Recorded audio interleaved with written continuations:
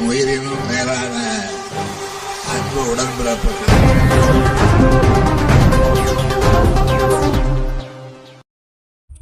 Chennai RK நகரில் 1000 பேருக்கு தலா 5 கிலோ அரிசி, வேட்டி, சேலை உள்ளிட்ட நலத்திட்ட உதவிகளை சட்டமன்ற உறுப்பினர் ஜே எபினேசர் வழங்கினார். தமிழ்நாடு முதலமைச்சர் அவர்களின் பிறந்தநாள் விழாவை முன்னிட்டு ஆர்கே நகர் சட்டமன்ற தொகுதி 43வது வார்டு காசிபுரம் பி பிளாக் பகுதியில் 1000 பேருக்கு நலத்திட்ட உதவிகள் வழங்கும் விழா நடைபெற்றது. இந்நிகழ்ச்சியில் சென்னை வடக்கு மாவட்ட இளைஞரணி அமைப்பாளரும் ஆர்கே நகர் சட்டமன்ற உறுப்பினருமான ஜே எபினேசர் ஏற்பாடு செய்து 1000 பேருக்கு தலா 5 கிலோ அரிசி, வேட்டி, சேலை உள்ளிட்ட நலத்திட்ட உதவிகளை வழங்கி முதலமைச்சர் அவர்கள் தமிழ்நாட்டுக்கு 1,31,00,000 பெண்களுக்கு கலைஞர் உரிமை திட்டத்தின் மூலம் மாதந்தோறும் 1000 ரூபாய், மாணவ மாணவிகளுக்கு புதுமை பெண் திட்டம் மற்றும் தமிழ் புதல்வன் திட்டத்தின் மூலம் மாதந்தோறும் 1000 ரூபாய், காலை சிற்றுண்டி, மாற்றுத்திறனாளிகள், விளையாட்டு வீரர்கள், வீராங்கனைகள் ஊக்கத்தொகை, முதியோருக்கு கணவனால் கைவிடப்பட்ட பெண்களுக்கு மாதந்தோறும் 1200 ரூபாய், விடியல் பயணம், உயர்கல்வி படிக்கும் 20 லட்சம் மாணவ மாணவியருக்கு மடிக்கணினி உள்ளிட்ட செய்த எண்ணற்ற திட்டங்களையும் சாதனைகளையும் குறித்து எடுத்துரைத்தார். இந்நிகழ்வில் பகுதி செயலாளர் லட்சுமணன், ஜெவதாஸ் பாண்டியன், வட்ட செயலாளர்கள் போத்துராஜா, நாகராஜ் உட்பட மாவட்ட பகுதி வட்டக்கழக நிர்வாகிகள் மற்றும் இளைஞரணி சேர்ந்த நிர்வாகிகள் கலந்து கொண்டனர். அது மாத்திரமல்ல, தண்டையார் நகர் பகுதியில் பார்த்தா ஆதிராவிட சாலையில் ஒரு டாய்லெட், அதுக்குள்ள பாத்தீங்கன்னா போதை அடிக்கிறது, கஞ்சா அடிக்கிறது, தண்ணி அடிக்கிறது அப்படின்னா பொதுமக்கள் சொன்னாங்க. எடுப்பாங்க. இன்னைக்கு நீங்க ஆதிராவிட சாலையில போய் பாருங்க, அந்த இடம் குழந்தைகள் படிக்கின்ற அங்கன்வாடியா மாத்தி இருக்கின்றோம், ரேஷன் கார்டு கட்டி கொடுத்துருக்கோம். அதே மாதிரி ஒத்தவாடையில போய் பாருங்க, சுடுகாடுல ஒரு கக்கூஸ் இருக்குது, அங்கேயே இந்த மாதிரி போதை பண்றாங்க பசங்க சொன்னாங்க. அந்த இடத்துல ஒரு சமூக நலப்பணம் கட்டி கொடுத்து இன்னைக்கு டைலர் மிஷின் போட்டு இன்னைக்கு பெண்கள் எல்லாம் தையல் பயிற்சி படித்துக் கொண்டிருக்கிறார்கள். இத்தனைக்கும் மேலாக நம்முடைய வார்டில் தான் இருக்குது தண்டையார்பேட்டை பேருந்து நிலையம்.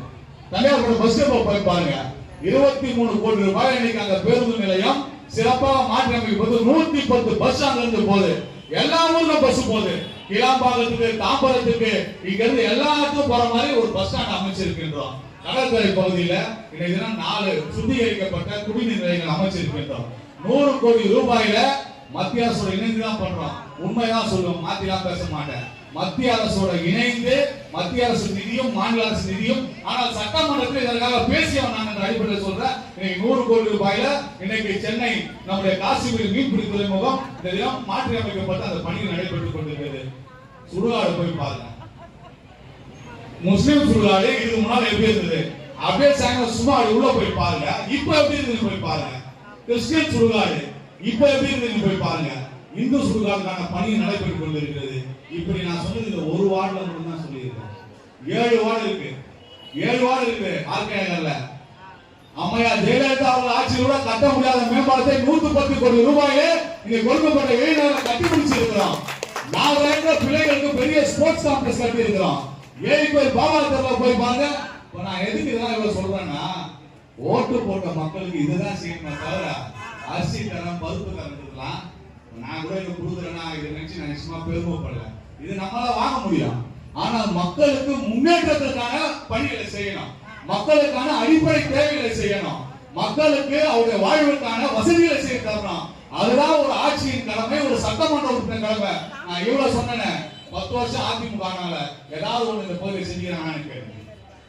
ஆனா இப்ப டப்பால நான் அரிசி தரேன், இது தரேன், அது தரேன்றாங்க. நாம விழித்துக் கொள்ள வேண்டும். மக்களுக்கான நலத்திட்ட உதவிகளை நாம் செய்வோம், மக்களுக்கான திட்டங்களை தருவோம். அப்படி தருகின்ற ஒரு ஒப்பற்ற ஆட்சி தான் நம்முடைய ஐயா தளபதி முத்துவேல் கருணாநிதி ஸ்டாலின் தலைமையிலான ஆட்சி. அந்த ஆட்சி தொடர வேண்டும். இப்போ இந்த 5 ஆண்டுகளை உயிரினும் மேலான அன்பு உடன்பிறப்புகள்.